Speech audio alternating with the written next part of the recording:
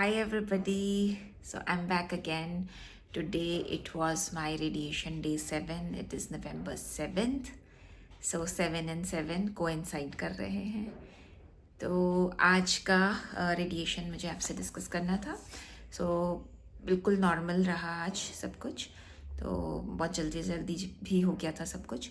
So my appointment was at 1:15 in the afternoon. पहुँचे hospital और card दिया उनको. एक कार्ड दे रखा है डॉक्टर ने, तो जिस पे वो हर दिन का लिखते हैं कि किस दिन रेडिएशन हुई है. तो उससे उनका काउंट रहता है और उनका जो पर्सनल मैनेज करते होंगे उनके सिस्टम में वो भी रहता है. तो बस वो दिया. मैंने ड्रेस चेंज करी और मुझे बुला लिया. तो तब मैंने ना एक टेक्नीशियन से पूछा था कि मुझे बताओगे कि क्या एग्जैक्टली प्रोसेस रहता है, कंप्यूटर में दिखाओगे. तो पहले तो वो थोड़ा सा रिलेक्टेंट थे, बट मैंने उनको बोला कि मुझे जस्ट आउट ऑफ क्यूरियोसिटी जानना है कि एग्जैक्टली मतलब कंप्यूटर में आप क्या करते हो, कैसे सेट करते हो. तो उन्होंने बोला कि ठीक है दिखा देंगे. फिर उसके बाद जब मेरा हुआ रेडिएशन तो नॉर्मल था, कास्ट फिटिंग भी हो गई थी बराबर. थोड़ा सा शायद से मैं बॉडी टाइट कर ली थी तो वो फिट नहीं हो रहा था. तो उन्होंने मुझे बोला कि आप बॉडी लूज़ करिए तो उससे इजीली फिट हो जाएगा. तो कितनी बार ऐसा होता है ना कि यू गेट नर्वस और वो फिट नहीं हो रहा था, तो बॉडी एकदम टाइट हो जाती है उस वजह से, और कास्ट फिटिंग में फिर प्रॉब्लम आती है. बट वो हो गया था सही. फिर उसके बाद नॉर्मल आज इमेजिंग इंक्लूडेड थी, तो उसमें इसलिए ज़्यादा मशीन्स दिख रही थी जब गोल गोल घूमता है. तो बस वो हुआ. उसके बाद जब उठी थी तो आज हेड पेन भी कम था, बहुत कम था. तो जो हैवीनेस मुझे लगती थी बहुत कम थी. तो फिर मैं फटाफट बाहर गई, ड्रेस चेंज करी और वापस अंदर इनके कंप्यूटर रूम में आई. और तब कोई और बैठे हुए थे तो उनसे मैंने बात करी कि क्या होता है प्रोसेस. तो उन्होंने फिर से वही चीज़ समझाई कि है ना पूरा प्लान वो देखते हैं आपका पुराना सीटी स्कैन वगैरह सब, और इसके हिसाब से वो प्लानिंग करते हैं और कितनी रेस डालनी है, ठीक है, तो कितनी डोज है बेसिकली. तो डोज किस में मेजर होती है, तो इट इज़ सेंटीग्रेड में मेजर होती है ऐसा उन्होंने बताया. तो वो फाइनल कर लेते हैं उसी टाइम की कितनी डोज डालनी है, किस एंगल से डालनी है. तो वो सारा एक कंप्यूटर प्रोग्राम में उनका फीड रहता है.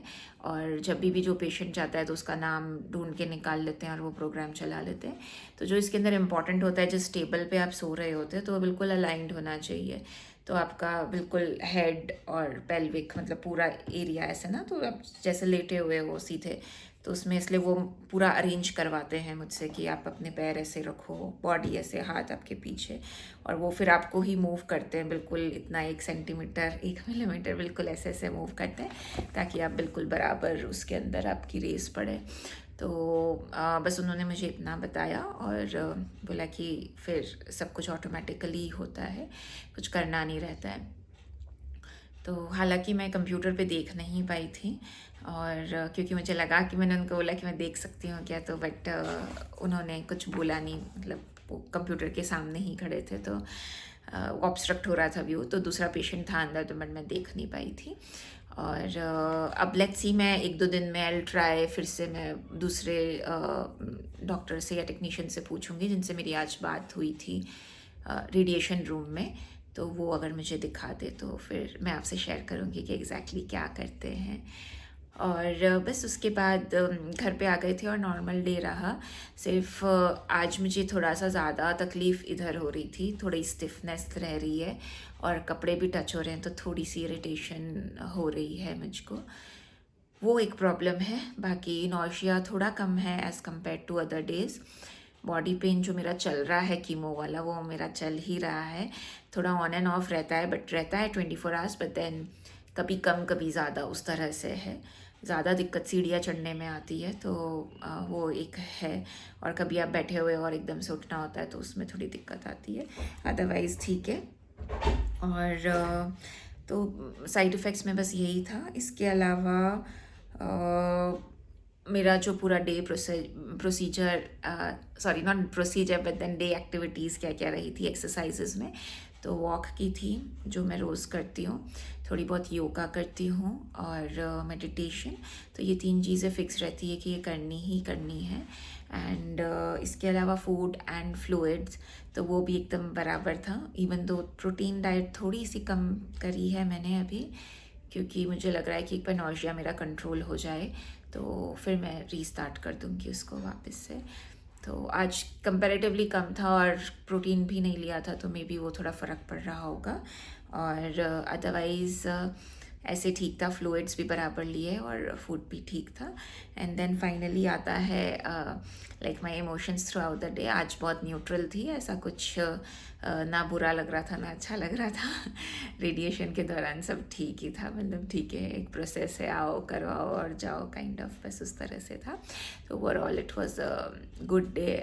एंड 7 दिन हो गए हैं, अब लेट्स सी आगे क्या अनफोल्ड करते हैं नेक्स्ट रेडिएशन डेज मेरे लिए। और जो एक स्टिफनेस जो डॉक्टर ने बोली थी कि वो बढ़ती जाएगी, वो मुझे फील भी होने लगी है। ड्राइनेस भी बहुत हो गई है।